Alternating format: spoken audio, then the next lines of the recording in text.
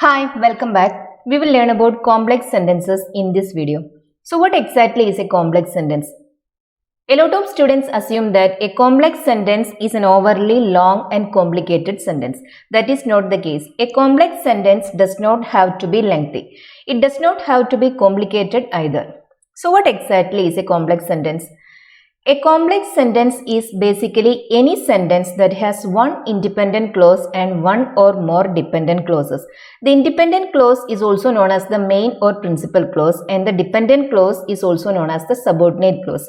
I would suggest that you limit your sentences to just two clauses. Anything more than that will be too long. So, ideally your complex sentence should have just one independent clause and one dependent clause. That means there should be just one main clause and one subordinate clause. So, what is the main clause? The main clause is a clause that can stand alone. It is an independent clause. I will give you some examples here. Smoking is injurious to health. Here the subject is smoking and the verb is. Education should be free for all. Here the subject is education and verb is should be. The government should offer financial assistance to poor people. Here the subject is the government and the verb is should offer. Solar energy does not cause air pollution. Here the subject is solar energy and the verb is does not cause. Free education benefits all. Here the subject is free education and the verb is benefits. All of these sentences make complete sense. So a main clause will have a subject and a finite verb. I have already done a video about finite and non-finite verbs, and I request you all to watch it after watching this video. I have given the link in the description box. Keep in mind that a main clause does not begin with a conjunction. This is an important thing to remember. If your clause begins with a conjunction, then it cannot be independent. Any clause that begins with a conjunction is a dependent clause. Coordinate clauses are an exception to this, but we will learn about them in another video. So a main clause should have a subject and a finite verb, and it should not begin with a conjunction. Now let us see what is a subordinate or dependent clause. A subordinate clause always begins with a subordinating conjunction or a relative pronoun. I will give you a list of common subordinating conjunctions and relative pronouns here. So the common subordinating conjunctions are as, since, because, when, before, after, is, whether, unless, until, till, though, although, even though, even if, while, whereas, as soon as, so that. These are the common subordinating conjunctions. There are many more.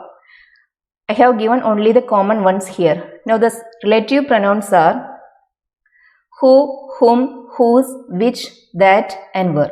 A clause that begins with a relative pronoun is a relative clause. It is also a kind of subordinate clause. Note that the words who, whose, which, etc. are also question words.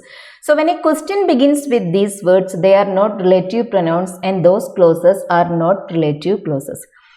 When a clause begins with one of these subordinating conjunctions or relative pronouns, it is a subordinate clause or a dependent clause. It cannot stand alone.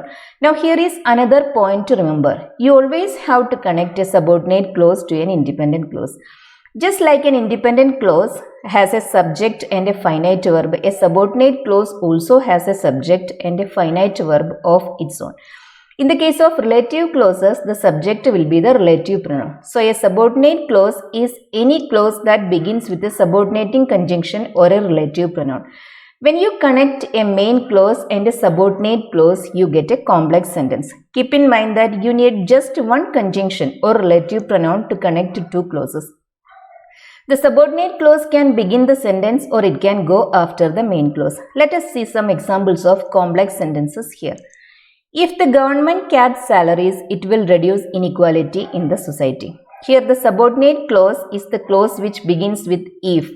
If the government caps salaries. As you can see, this clause does not make complete sense. Some meaning is lost and hence it cannot stand alone. You have to add it to another clause that does not begin with a conjunction.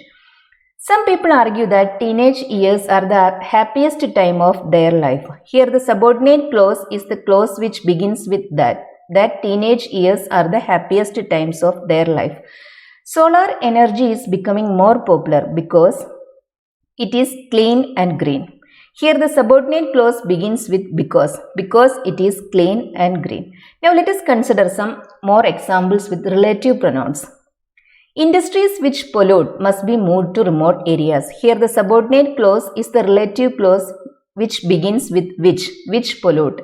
I have never met the people who live next doors. Here the subordinate clause begins with who live next doors. The laptop that I bought from your store is not working properly. Here the subordinate clause begins with that I bought from your store. I will be doing an informative video about relative clauses sometime soon. I hope you like this video. If you like it, please subscribe to this channel. Thank you for watching.